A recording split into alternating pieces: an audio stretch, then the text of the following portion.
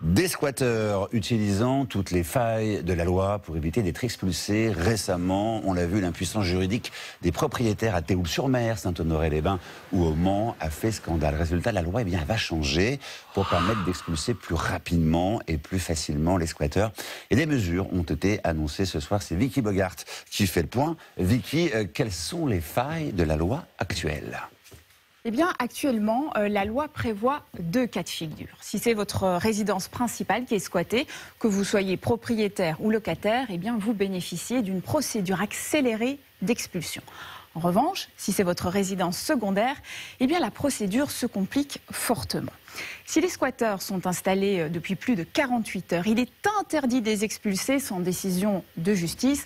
Nous l'avons beaucoup expliqué ces derniers jours. Il faut déposer plainte, faire venir un huissier, attendre le jugement, une procédure coûteuse qui peut prendre 2 ans. Et si le propriétaire se fait justice lui-même, c'est un délit, passible de 3 ans de prison et de 30 000 € d'amende. C'est plus que le squatteur qui risque 1 an de prison et 15 000 € d'amende. Et ça, il faut bien le savoir. Comment la loi va-t-elle évoluer ?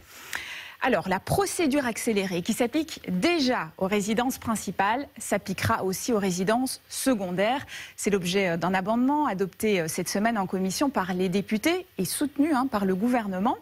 Cette procédure, elle ne passe pas par un juge, mais par le préfet. Il faudra toujours déposer plainte. Ensuite, vous devrez saisir le préfet et lui apporter la preuve que vous êtes bien le propriétaire avec un acte notarié, ce qui n'est pas toujours facile. Il faut quand on n'a pas accès à son domicile. Dans la maison, c'est compliqué. Voilà, le préfet doit vous répondre dans les 48 heures et il pourra mettre en demeure le squatteur qui aura 24 heures pour partir.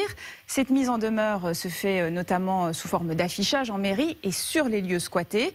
S'il ne part pas, le préfet pourra faire évacuer le logement en faisant appel à la police ou encore à la gendarmerie. Alors, cela devrait donc accélérer quand même les procédures considérablement. Oui, si l'on en croit la promesse du gouvernement, il sera possible de récupérer son logement en 3 jours, que ce soit une résidence principale ou secondaire.